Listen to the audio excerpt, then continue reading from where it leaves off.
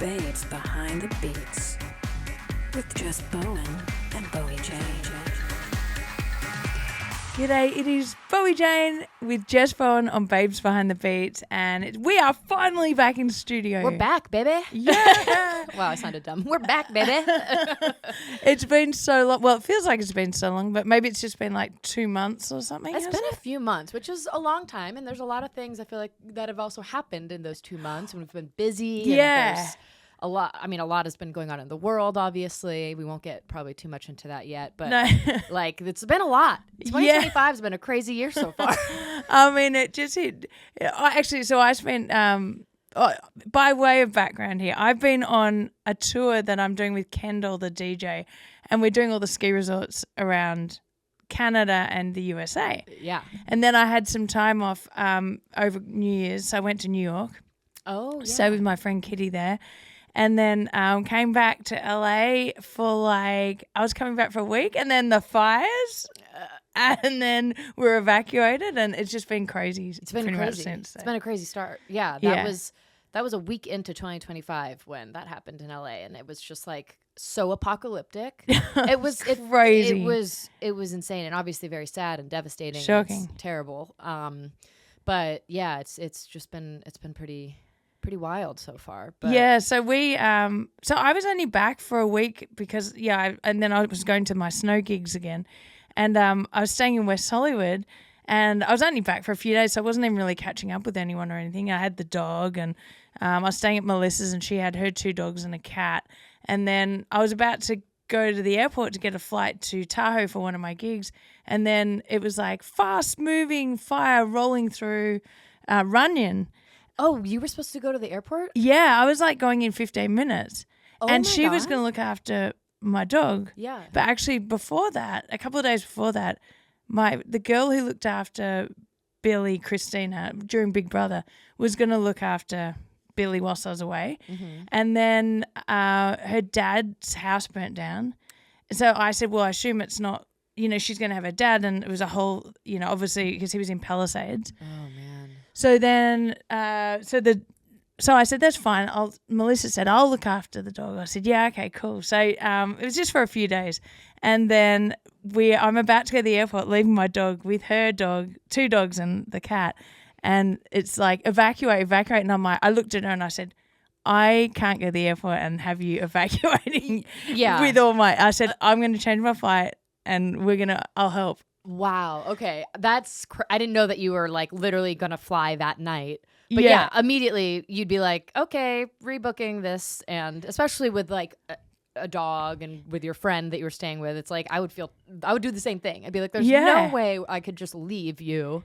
No. With this and responsibility. Good luck with that. Yeah. Oh, peace out. Also, because we walked down the street and we could smell the smoke. I assume you could too. Yep. Yeah. And we could see the flames when we were driving. So we were like, I was like, get the car out of the garage before the power goes off. Oh, I didn't even think about that. Yeah, all those things. And as far as packing and grabbing things, I was ready for the airport. So I literally have my whole life with me all the time. So you were ready at least in that aspect. Yeah. That's good. So, but I took out my ski boots. I decided I didn't need to evacuate with them. I took my ski helmet and ski goggles and ski gloves in case I had to pick up burning logs in my head. Yeah. You're like, in case we're stuck and I got to throw shit. Like, yeah. So I brought the most random things with me, but like we had one friend who was hyperventilating. Oh, yeah. And so it was funny how people operate under pressure. Like it's the first time that like Lauren and I had this experience where we were both kind of like, it was just you're in shock, and we did the panic. Obviously everyone was. It was a panic pack. Yeah. Because that whole day, I mean, obviously we saw the devastation of the fires in the Palisades, but West Hollywood, we were like, oh, we're fine. Like we didn't have anything. Some people were just like, you should have a go bag prepared, but we just didn't. Yeah. Because being that naive and ignorant to it, we just were like, no, we don't. And technically, it was a whole different fire that started. Like you said, it's the Runyon fire. It was a new fire that started, and it was right up the street from our house. So seriously, right up the street. Right and up the same street. for Melissa. Like both of you are both very of us close. are in the same area. So basically, I remember Lauren and I were like, trying to doing our spring cleaning, right? We're like, oh, let's use this time to clean out our closets. So she's like taking pictures of these boots to put on like Poshmark that she like doesn't want to wear anymore. And all of a sudden I just hear people from upstairs and around because our walls are pretty thin. And I just hear people like, we're leaving, like, get out. Oh, and so my God. I go outside, I open the front door, and I just see like, a girl who lives in the right over here. She's running down the stairs with her bag just plopping down and her dog right behind her. Yep. And then the two guys next to me were just like, one guy grabbed like the dog and was like, I'm just waiting for him to get home. And then we're leaving. And like, it was just panic. So I just walked back inside and Lauren's still sitting there taking a picture of her boots. And I'm like, hey babe, we gotta go. And so forget the boots. Yeah, fuck the boots. But then like the panic pack is such a weird thing because like Lauren decided to pack like a bunch of like leggings, like Lululemon leggings, and she's like, well, surely even though like this is the apocalyptic, I still am gonna be working out, right? Oh, so she's my like God. packing like workout clothes, but like no socks. But it was like,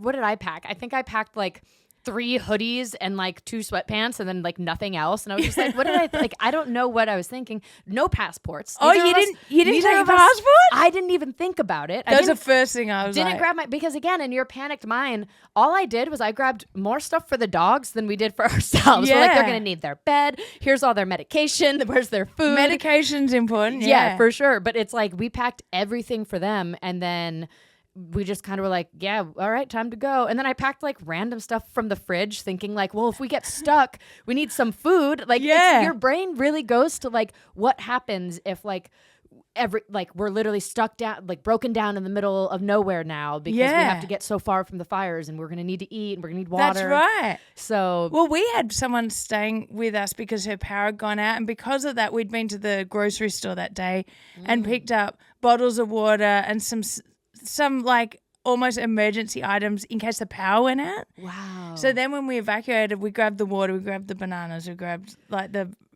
bars and whatever. Yeah.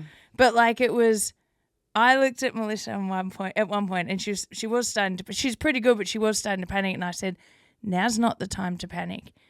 First, animals. Let's get them in the car. Mm-hmm. Next, medications, and then documents and laptops. Yeah. Did you take your laptop? I took my laptop. Oh, that's good. The one thing that obviously it was like things are replaceable, right? Yeah. But like I have that brand new DW drum kit, the electronic drum kit. Oh shit. That's like it's worth a lot of money, right? Just to be frank. And I'm just like sitting in the room and I was like, nah, like it doesn't even matter. Like you're just leaving everything. That like that's technically probably the most value I have in that house. Yeah, and I'm the same. Like, there's a few little things, but yeah, not really. Nothing sentimental. Yeah, exactly. I don't have a ton of sentimental stuff in the apartment. Like that's all because my parents have, like a storage unit in Arizona. That's where most of my sentimental like high school and soccer stuff is. You know what I mean? Just stuff that, so this is just like, okay, all my clothes would be gone and like TVs, all your belongings. Do you have fire insurance? So that was the thing is Lauren, I was like, babe, I don't remember if we have fire insurance for this place. And yeah. She's like, we don't.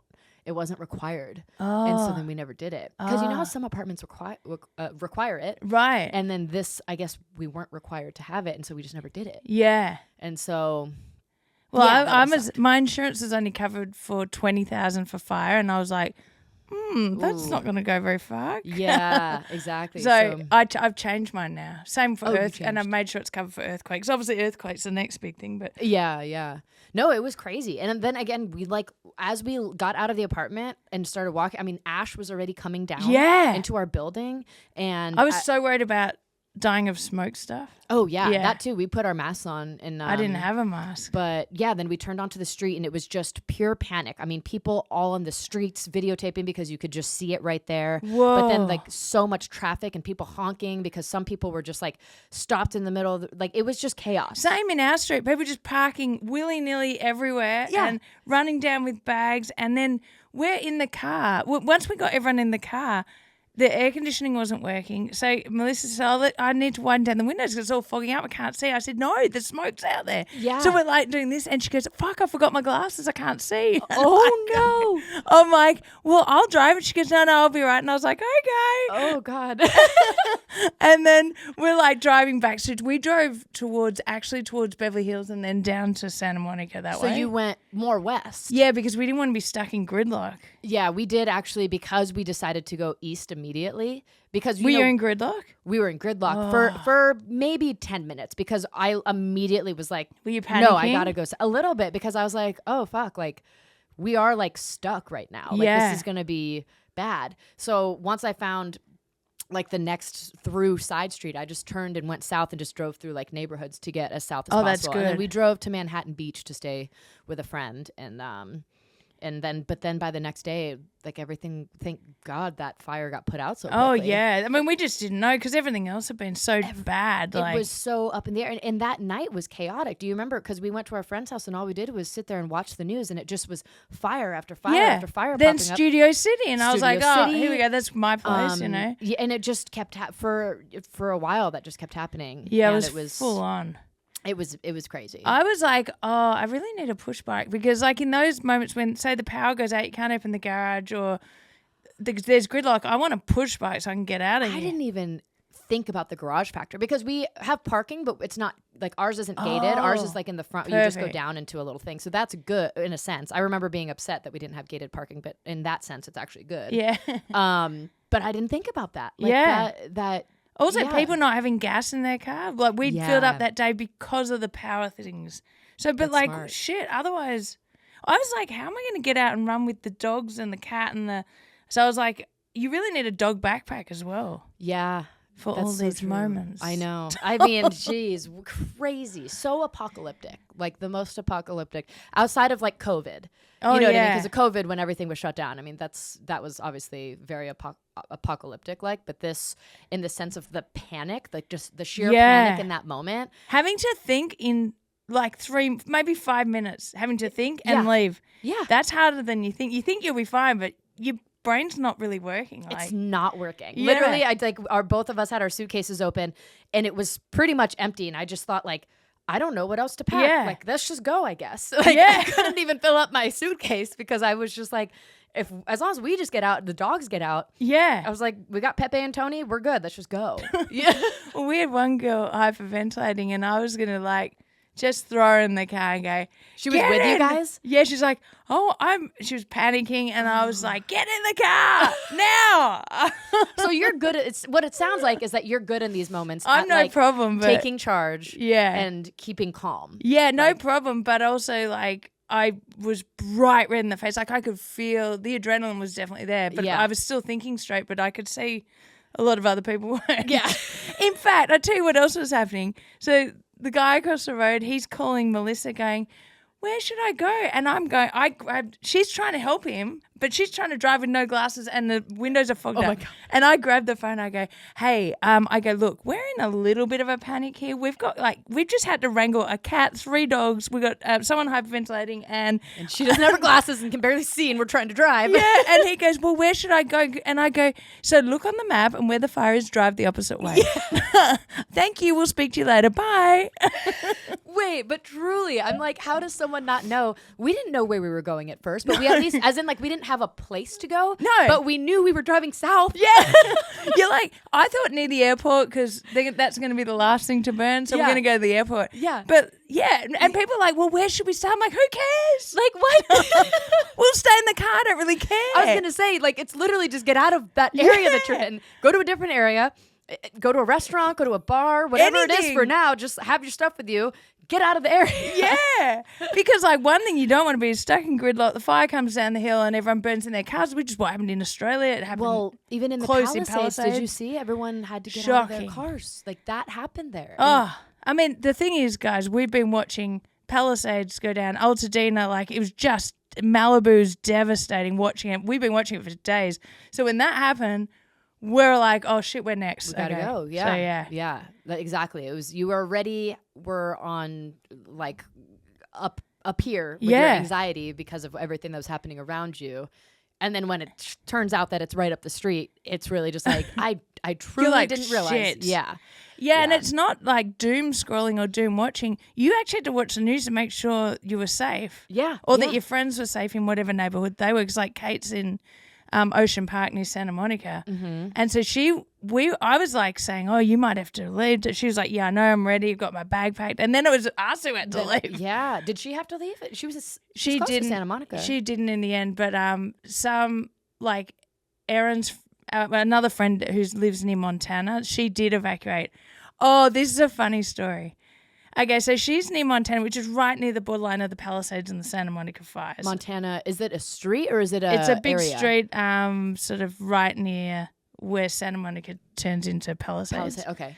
Really nice area.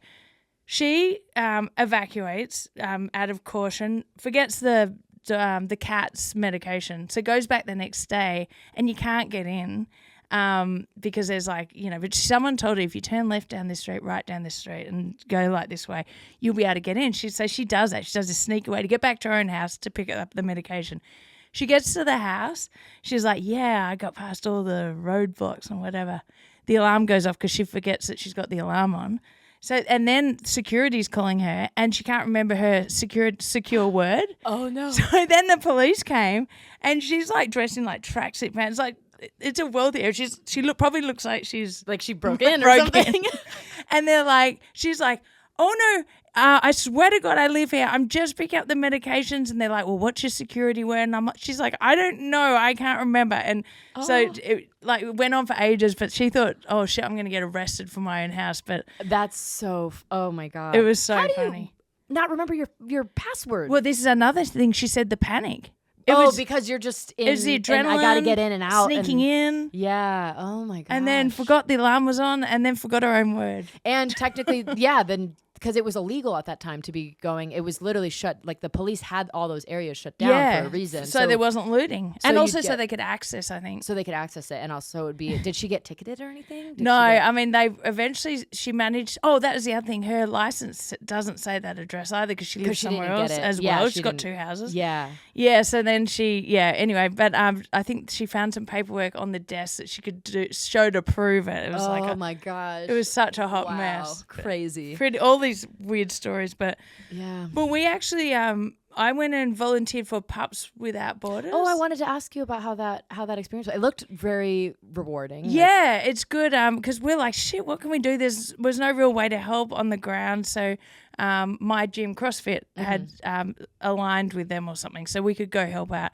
and we basically would deliver pet food, pet supplies to people who'd lost their homes. Yeah. So we went out to Altadena and there was one family and they had like all the uncles and the cousins living there because like I think 4 of their houses had burnt down. So in Altadena because everyone lived close. Right. And so they were all living there and we dropped the food off and they were super grateful. Another one was super grateful. Her parents' place in Palisades had burnt down and she said it's not even about just going to buy the food, it's about having it delivered and not having to think about it because there's so much to think about when you lose everything. Yeah. So it was really good being able to help out on the ground. I think there's a bit more going on now that we can all help out on the ground. Yeah, I was gonna say when we first looked into it, I called a couple like shelters and they essentially were like, we either just need donations or we need you to foster a large dog. And I was like, I'll donate, I guess. Like, that's all I can. Like, I was really me and Lauren were trying to look at even farms and stuff and where we were like, can we come in? And this is a good problem to have. They had too many people. Yeah, great. So, again, that's why they were saying, like, it's either right now money or, like, if you can foster a large dog. Yeah. I was like, do you have any small dogs? Or do you have any large dogs that don't mind being terrorized by 2 little dogs? Because my dogs will. Cut to Jess's house. She's now got 4 dogs. Yeah.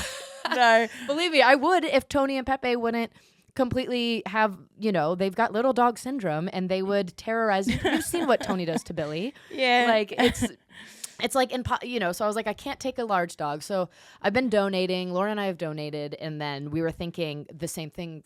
Like you're saying now, it feels like maybe there's going to be more opportunities because at first everyone's super hands-on and people still need to be hands-on. That's the thing. Yeah. But this is what I know people were worried about is people will start as time goes on either forgetting about it or it's in the back of their minds now. And so it's like they do still need the help. And that's when we've got to step up because there's so many people here like the huge population in LA. Yes, So and the amount of damage. Yeah. And people that are still like, you know, they're these like families that lived in these places from their, you know, parents or grandparents that passed these, you know, houses down to them and stuff. Yeah. Those are the types of people that are being affected by this. And it's so insensitive. The comments of people that just think it's like, oh, whatever, it's like wealthy Hollywood, they'll just rebuild. And it's just like a lot. Altadena is not that. No.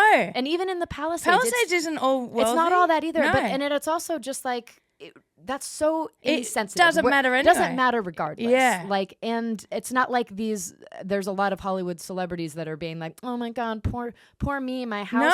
No. Like, no, we're saying like, yes, it sucks. It just sucks. So Yeah. can you all just understand that just because we're in California or like, I've hated seeing those comments. Oh, yeah. I got so mad one night about that too, seeing that people were criticizing, oh, they're just rich people. I'm like, dude, they lost their house. Like, yeah. everything, not only their house, their neighbor's house, the whole town is gone. The whole town is completely. It's like it's terrible. So so I was just getting heated about that. But anyways, yes. we'll have to see if maybe we can volunteer somewhere together. Yeah, that'd be good. Yeah, yeah. The Pups Without Borders is that through Lori from the gym, or actually I don't know who organized that, but yeah, maybe. Yeah, maybe we can try to do something. I'm not sure what the link was, but yeah, so you basically go there, you pack up, they've got a request of what they need, and then you drive it out to them. So yeah, it's a really great service. Yeah, and also, awesome. you know what was great?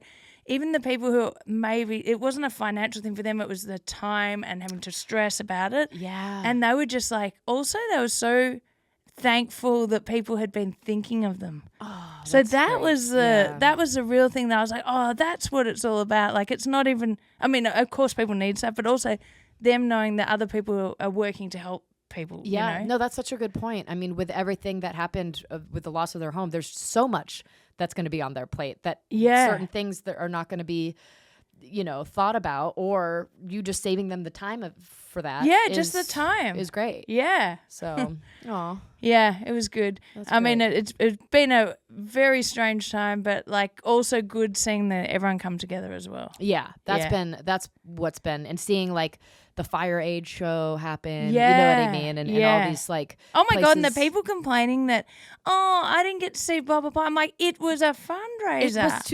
It was a fundraiser. This wasn't so you could see your favorite artist. No, this wasn't like let's just put on a mega show that hopefully you can pay for tickets for. No, that we're raising money. Yeah. I was so mad at those. I mean, just don't look at TikTok, people. Social media is a blessing and a curse, because it really is like you just see so much stuff that just riles you up. Yeah. Also, I get like trolls on my videos, and I'll be like, I'm saying the complete opposite to that. What are you talking about? And I'll say, did you even watch the video? And they're like, oh, to be honest, I didn't watch the whole video. I'm like, why are you commenting then? Yeah. Yeah. It's so weird. No, social media is, it's a whole other, for another episode we could talk about. Yeah, it's for another episode. You will hear it here first. Yep. Well, that is our catch up about, I guess, mostly the fires. Yeah. For now. That was our catch up about the fires. It's certainly an interesting time. Yeah. And we hope to get more involved as time goes on. So. Definitely. And we will also, you know, if you're listening and there's places that if you could even just look up, there's so many places that need donations that have Amazon wish lists. Wish lists are great because everyone wants new stuff, not secondhand. Yes. Yeah. And it's as simple as some, you know, socks, underwear. Yeah. I mean, t-shirts, like, you know, just get on someone's Amazon wish list and just help out. I mean, so many families need so many things right now, from basics. That's right. That they don't have. So. Yep. All right. Well, until next time. All right. See you later.